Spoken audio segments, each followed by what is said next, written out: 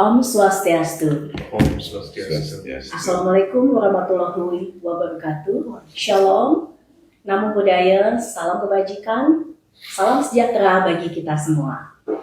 Jumpa kembali dengan saya Setiawati Maya, penyuluh agama Kristen pada kantor Kementerian Agama Kota Denpasar dalam program Positif Podcast Moderasi Inspiratif dari KUA Kecamatan Denpasar Timur. Sahabat Dentim, hari ini cuaca sangat cerah dan suasana juga sangat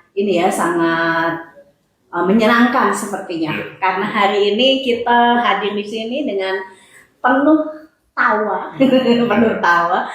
Walaupun mungkin ada banyak pergumulan di dalam hidup kita, tetapi sebagai orang yang penuh semangat kita harus tetap tampil bahagia karena kita punya Tuhan ya yang membuat kita selalu bahagia. Nah, hari ini sahabat Dentim, kita akan membahas satu topik tentang kelestarian Pulau Bali dengan judul World Clean Up Day, menjaga Bali tetap lestari dari pandangan agama. Nah, hari ini narasumber kita cukup lengkap ya, cuma tinggal satu ya teman kita dari Buddha yang belum hadir. Tetapi kita cukup lengkap di sini.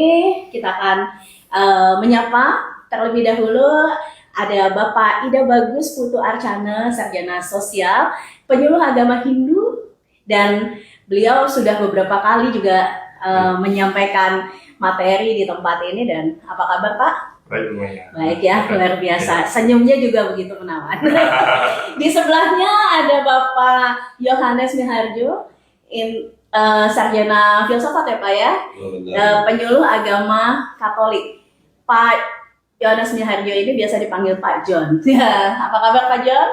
Puji Tuhan, baik. Sengaja diimpor dari KUA Denpasar Barat untuk mengisi untuk jadi narasumber di tempat ini hari ini, dan itu pasti menjadi sesuatu yang baru buat saudara-saudara di Dentim ini ya. Dan selanjutnya ada Ibu cantik ini yang selalu hadir dengan setia di KUA Denpasar Timur, Ibu Ayu Karin Ahmada, sarjana hukum. Apa kabar? Alhamdulillah baik. Senang sekali karena dia penuh senyum setiap kali kesini, pasti ramah sekali. Oke, selanjutnya ada Ibu Maureen Indrawati, sarjana teologi dari penyuluh agama Kristen ya Bu ya? Iya, oke. Ya, baiklah sahabat Dentim, tanpa berlama-lama, nanti beliau-beliau akan memperkenalkan diri atau berbicara lebih lanjut. Tapi hari ini kita akan membahas tentang mengenal dulu sedikit tentang World Clean Up Day. Nah, kegiatan ini merupakan hari bersih-bersih judulnya ya. Jadi ini sudah bersifat global seluruh dunia. Dimulai dari tahun 2008 dan di tahun 2018 menjadi sebuah kegiatan internasional, termasuk Indonesia terlibat dalamnya. Tujuannya adalah untuk mengedukasi kita dan juga sebuah kampanye untuk kita bisa melakukan tindakan nyata untuk kelestarian alam dengan cara bersih-bersih gitu.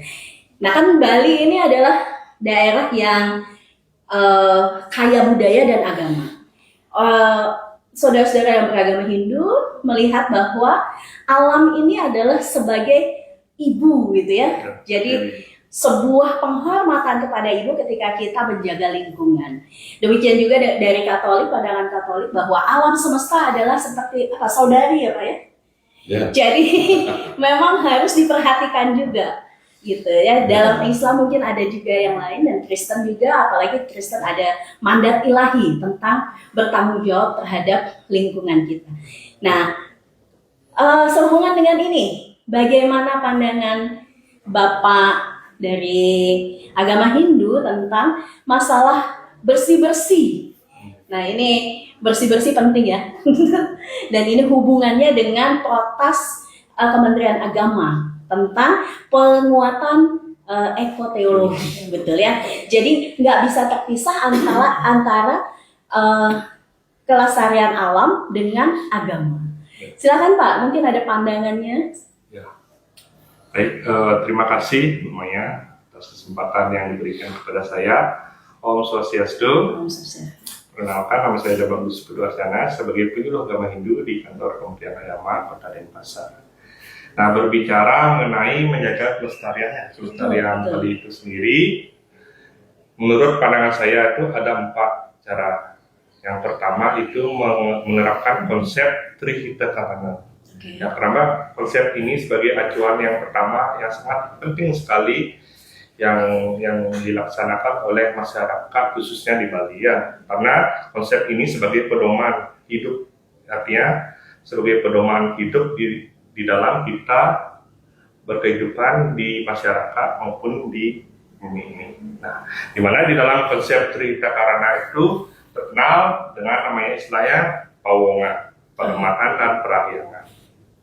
Nah, Pawongan itu sendiri bagaimana cara kita berhidup hidup harmonis bersama manusia, ya, bagaimana cara kita, apalagi kita hidup di negara Indonesia yang penuh dengan keanekaragaman ras, agama dan budaya. Bagaimana kita caranya kita biar bisa hidup harmonis? Tentu saja kita harus saling menghargai, saling tolong-menolong, ya, saling hidup bertoleransi, sehingga kalau kita sudah hidup harmonis sesama antara ras dan agama, tentu saja kita bisa menolong atau saling membantu untuk membersihkan atau lingkungan kita sekitarnya yang kita tinggali. Nah, kemudian untuk pelemahan, nah ini sangat penting sekali bagaimana kita hidup harmonis terhadap lingkungan kita itu sendiri, tempat tinggal kita itu sendiri kan gitu.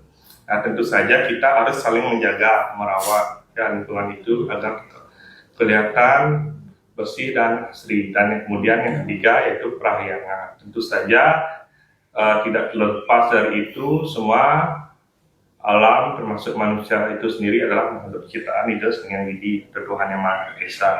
Artinya kita di Hindu Bali, perahyangan yang dicontohkan dengan upakarayatnya itu setiap hari kita laksanakan, arti sebagai wujud terima kasih kepada Ida Sang Widi atau Tuhan Yang Maha Esa atas anugerah dan kehidupan yang diberikan kepada kita. Nah, itu konsep yang pertama, menerapkan ajaran Trihita Karana. Kemudian yang kedua, upakara atau upacara di Bali. Tentu saja upakara dan upacara di Bali itu merupakan roh atau jiwa dari masyarakat Bali itu sendiri. Ya, bukan berarti upakara atau upacara di Bali itu bukan berarti hanya seremonial saja, tapi itu keseimbangan alam. Ya, berkaitan dengan kelestarian alam itu sendiri. Contohnya seperti yang kita laksanakan setiap 6 bulan sekali, adanya tumpek wayang dan mohon maaf, adanya tumpek kandang dan tumpek bubuh, di mana di sana kita menghormati artinya tumbuh-tumbuhan dan juga sebagai hewan. Karena walaupun tumbuh-tumbuhan dan juga hewan itu juga merupakan makhluk ciptaan Ida Sang Widi. Di sana juga kita hormati. Nah, kemudian yang ketiga, upayanya yaitu menerapkan Trikaya Parisuddha. Ya, Trikaya Parisuddha. Artinya di sini terdiri dari 3, yaitu Manacika, Wacika, dan Kayika. Manacika itu arti kita berpikir yang baik, dan Wacika berkata baik, dan Kayika itu berperilaku dengan yang baik. Artinya di sini antara pikiran, perkataan, dan perbuatan itu harus selaras bersama. Contoh nyata seperti kita inilah, artinya bagaimana mengupayakan untuk melestarikan alam. Contohnya seperti yang kita lakukan kegiatan podcast ini, kita berpikir membuat tema apa yang cocok, begitu. Betul. Ya, kemudian kita ucapkan melalui podcast ini, dan nanti yang terakhir kita action di masyarakat. Betul. Dan yang terakhir, yang upaya keempat itu menjaga sumber mata air. Nah, karena kita di Bali, sumber mata air itu adalah sumber kehidupan. Ya, makanya di mana orang Bali itu zaman dulu pasti kalau membuat pura itu pasti di sumber mata air, entah di pegunungan, ya, entah di pinggir laut, di pinggir sungai, pasti sumber mata air yang dicari. Karena sumber air itu bagi orang Bali itu adalah sangat elemen yang sangat penting, terutama dalam upacara rakyatnya itu sendiri. Kalau tanpa air, istilah tanpa filter, ya pencahariannya itu tidak akan selesai. Sama juga dengan kehidupan, tanpa air kita tidak bisa kan hidup ya. Karena Kan air gitu ya. kan memang memberikan Makanya kalau sudah sumber mata air itu tercemar, kotor istilahnya, seperti kejadian 10 September ini, Iya, ya, itu kan betul. sumber mata air itu yang di ini, ya, ada yang sampah, pembuangan artinya penambangan kopang itu. Makanya orang Indo Bali itu sangat menjaga sekali sumber mata air. Makanya buatlah tempat gini, arti tempat persembahyangan seperti pura-pura, seperti di gunung, di laut itu tujuannya itu untuk menjaga sumber mata air itu. Mungkin itu saja. Terima kasih. Iya. Luar biasa sekali ya. Memang kejadian tanggal 10 September kemarin itu sangat mengagetkan, mengejutkan, dan boleh dibilang agak mengerikan ya. Karena dengan hujan hanya 1 hari 1 malam, kemudian yang kita lihat semuanya tenang, tiba-tiba terjadi banjir bandang, dan ini yang terburuk ya. Ya betul. Ini sangat sangat harus menjadi peringatan bagi kita semua bahwa ini bukan masalah segolongan orang, tetapi ini masalah kita semua, perhatian kita semua. Nah, di dalam Hindu kental sekali ya tentang antara spiritualitas dengan menjaga keseimbangan alam itu hubungannya sangat sangat erat gitu ya. Bagaimana dengan di Islam, Mbak? Ini karena kan kita tinggal di Bali nih, tentu maksudnya kita juga perlu berpartisipasi, dan bagaimana pandangan Islam tentang masalah kelestarian ini dan hubungannya dengan upaya yang selanjutnya gitu. Baik, terima kasih Bu Maya atas waktu yang sudah diberikan kepada saya. Sebelumnya perkenalkan, saya Aifah Nahwanda, yakni penyuluh agama Islam pada kantor Kementerian Agama Kota Denpasar. Adapun kaitannya antara kelestarian alam dengan agama Islam itu yang pertama, bahwasannya Allah itu menunjuk manusia sebagai khalifah di bumi ini. Ya, yang namanya khalifah itu adalah seorang wakil. Ya, kenapa kita sebagai manusia yang ditunjuk sebagai khalifah? Karena kita memiliki akal pikiran. Iya, ya. Jadi sehingga di situ kita diberikan kelebihan, betul, keunikan manusia ya. Jadi kita bisa berpikir, ya tidak halnya dengan tumbuhan ataupun hewan. Jadi kitalah yang ditunjuk oleh Allah sebagai khalifah yang ada di muka bumi ini. Wakil daripada adapun hal yang harus dijaga daripada wakil itu adalah menjaga kelestarian alam tersebut, bukan untuk merusak. Betul. Ya. Lalu yang kedua itu ada larangan di sana juga. Dalam Al-Qur'an pada surah Al-A'raf ayat 56 di situ Allah berfirman, dan janganlah kamu membuat kerusakan di muka bumi setelah Allah memperbaikinya. Jadi seperti tatanan laut, gunung, sungai dan lain sebagainya itu memang sudah tatanan Tuhan, tatanan Allah. Jadi kita sebagai khalifah, kita sebagai manusia, janganlah kita merusak apa-apa yang memang sudah diciptakan. Gitu. Malah kita harusnya menjaga supaya apa? Supaya kejadian-kejadian seperti bisa kita katakan kejadian yang mengerikan pada tanggal 10 September kemarin itu tidak akan terulangi kembali. Karena apa? Karena itu juga dari kesalahan kita.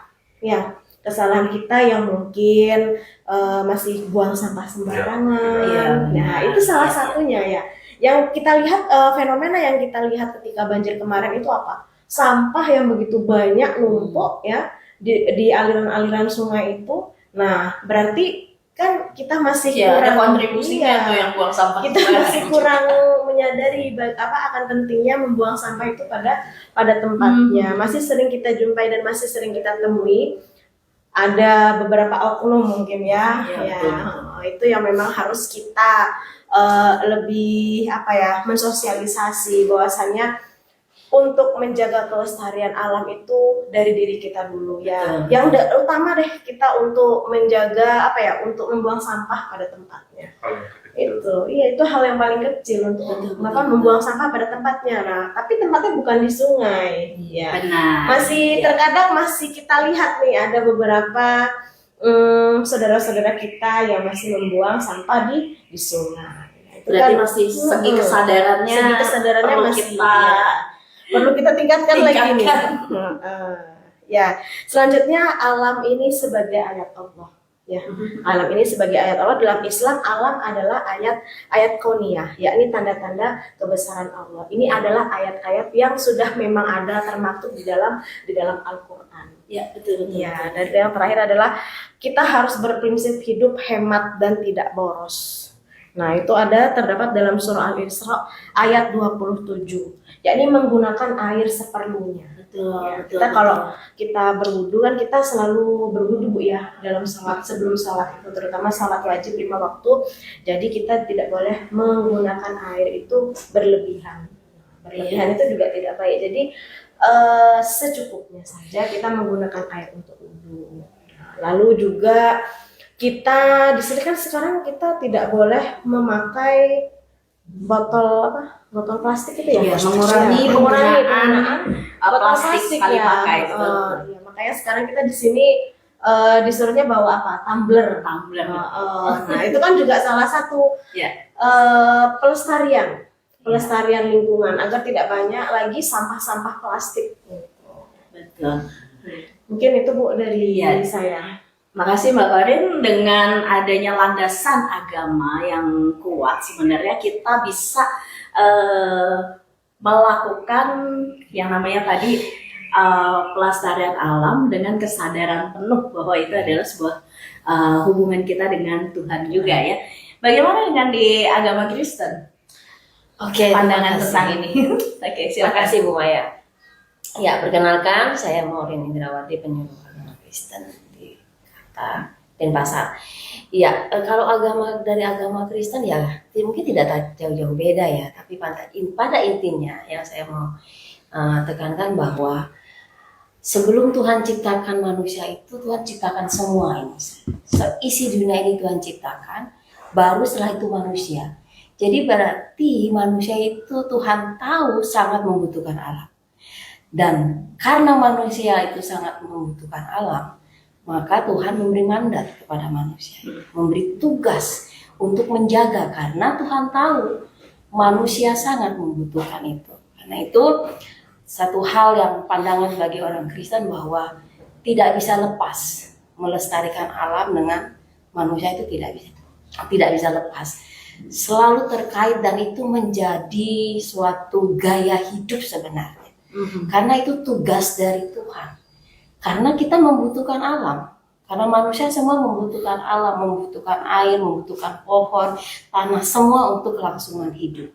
Jadi dari agama Kristen intinya bahwa tidak bukan bahwa adalah suatu tugas penting, mandat penting dari Tuhan yang harus melestarikan alam itu. Jadi kalau kita bertakwa berarti kita mesti melakukan Harusnya kalau kita sebagai orang yang beriman, percaya kepada Tuhan yang menciptakan, pemilik ini, alam semesta ini, kita sebagai manusia ciptaan harusnya menyadari bahwa saya butuh alam, berarti saya harus menjaga. Seperti kita, tubuh kita tahu ini tubuh kita, bagaimana, siapa yang mau sakit? Tidak ada yang mau sakit. Bagaimana supaya tubuh kita sehat? Pasti kita akan menjaga dengan mungkin makanan yang bergizi, olahraga dan lain sebagainya. Begitu juga alam. Berarti sebenarnya alam kalau mengalami seperti kejadian kemarin tanggal 10 itu sebenarnya kalau boleh memang totalitas yang memelihara itu yang sebenarnya. Alam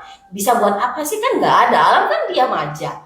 Kita nikmati. Tapi kenapa terjadi kerusakan alam? Berarti yang diam di alam itu yang melakukan. Jadi ya dari pandangan Kristen bahwa kita mari sebagai orang yang percaya Tuhan, mari bersama-sama sadar, menyadarkan diri bahwa kita ini ciptaan Tuhan yang diberikan mandat, yang diberikan tugas untuk melestarikan alam ciptaan Tuhan. Terima kasih. Makasih Bu Maureen, ini sangat tegas ya, ini mandat perintah gitu ya.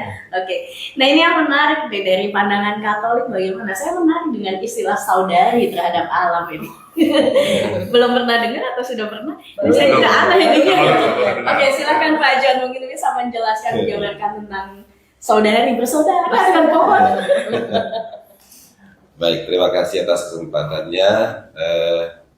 Ya sama seperti Bu Murin bilang tadi, sebenarnya karena bumi ini adalah bagian dari kehidupan manusia, juga manusia bagian dari bumi, jadi ada saling keterkaitan.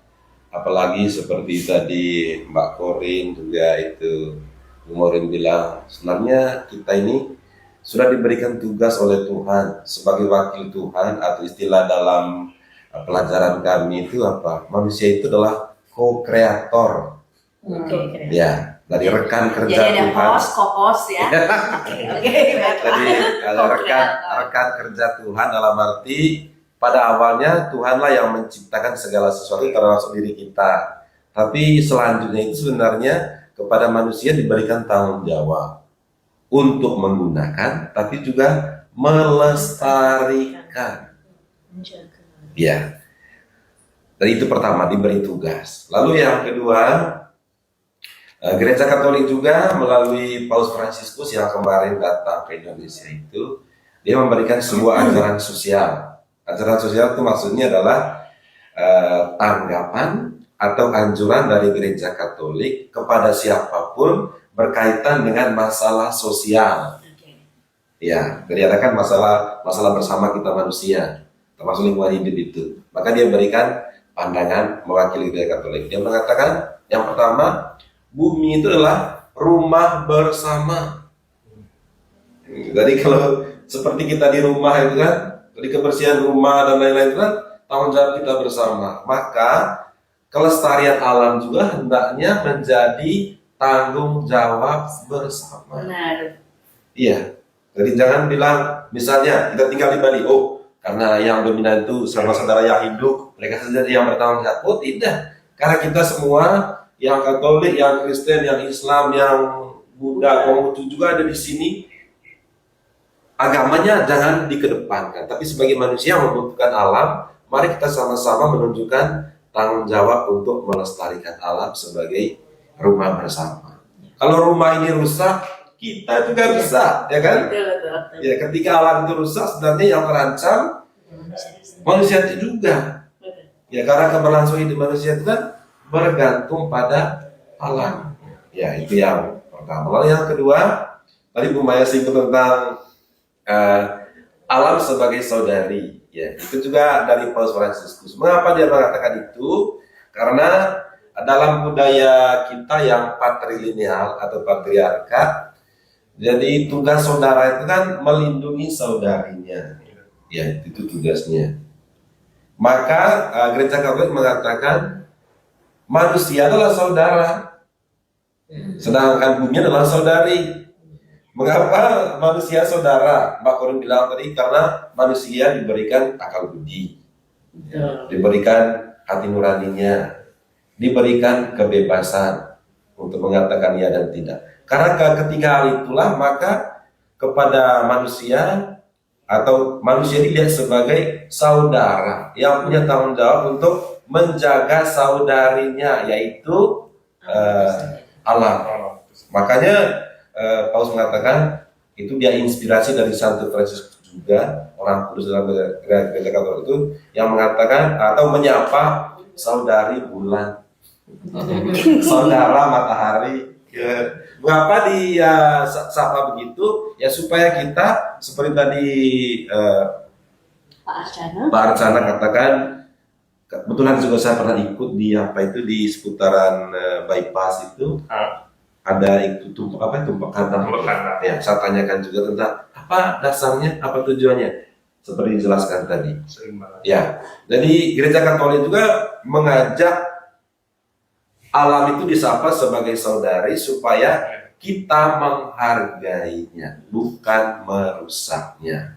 Karena ketika kita merusaknya, sama dengan merusak diri sendiri. Baik. Menarik banget ya. Menarik banget. Dan di podcast kali ini kayaknya ya kita bisa ini ya, dari Hindu seperti apa, dari Islam seperti apa, Katolik, Kristen, dan sangat sangat betul-betul inspiratif banget ya. Dan sebenarnya agama itu sudah memberikan dasar untuk kita melakukan ini. Dan sehubungan dengan hari bersih-bersih di dunia ini yang kita peringati ini dalam bulan September ini, saya rasa sih nggak cukup ya cuma sehari, tapi itu harus berkelanjutan ya. Nah, bagaimana peran kita untuk menggairahkan atau memotivasi umat nih masing-masing ya, dari Hindu, Kristen, Islam dan juga Katolik, bagaimana supaya kita bisa seperti yang dikatakan tadi, kita bisa bersinergi, semuanya bekerja sama, dan kita bisa menciptakan Bali yang lestari itu. Dari sisi pandangan agama, tentu itu harus dilakukan ya, dikerjakan bersama-sama ini, dan dengan cara yang tentunya tidak sama, tetapi intinya tujuannya mencapai yang sama. Kita akan dengarkan sebagai akhir daripada podcast ini pandangan dari tiap-tiap narasumber mengenai bagaimana upaya dan cara untuk bisa menggairahkan seluruh umat, termasuk kita juga, untuk bisa menciptakan Bali yang lestari. Silakan, mungkin kita mulai dulu dari yang Kristen dulu deh. Oke, terima kasih ya, upaya dan untuk menggairahkan kita kembali ya, supaya alam ini tetap terjaga kelestariannya dari secara Kristen itu ya, tidak lain tidak bukan dari umat dulu pertama, dari gereja, lingkungan yang kecil dulu, ruang minggu kecil, dari terus keluarga, berkeluarga gitu, kita edukasi, mungkin kita memulai juga dari gereja untuk bagaimana ada program untuk selalu ada kegiatan untuk bersih-bersih di lingkungan, baik di rumah maupun di gereja, atau lingkungan lebih besar lagi di masyarakat, mungkin dan lain sebagainya. Itu juga bagian dari salah satu upaya, selain dari diri pemimpinnya juga, untuk memberi contoh juga yang itu, selain itu juga kita juga mengedukasi jemaat atau umat yang lebih kecil dan lebih besar juga mungkin bisa. Dan anak-anak juga yang paling mendasar adalah bagaimana mengajar, membimbing, mengarahkan anak usia dini kecil. Iya. Dari itu mulai mereka belajar bagaimana harus menjaga kelestarian itu, saya rasa harus dari usia dini itu. Mereka membiasakan buang sampah pada tempatnya, waktu makan permen yang permen bungkus kecil aja itu mereka harus tahu buang di mana. Biasanya mereka kan sembarang begitu. Nah, tanpa mereka sadari itu sebenarnya sudah membiasakan diri tidak hidup teratur untuk menjaga kelestarian.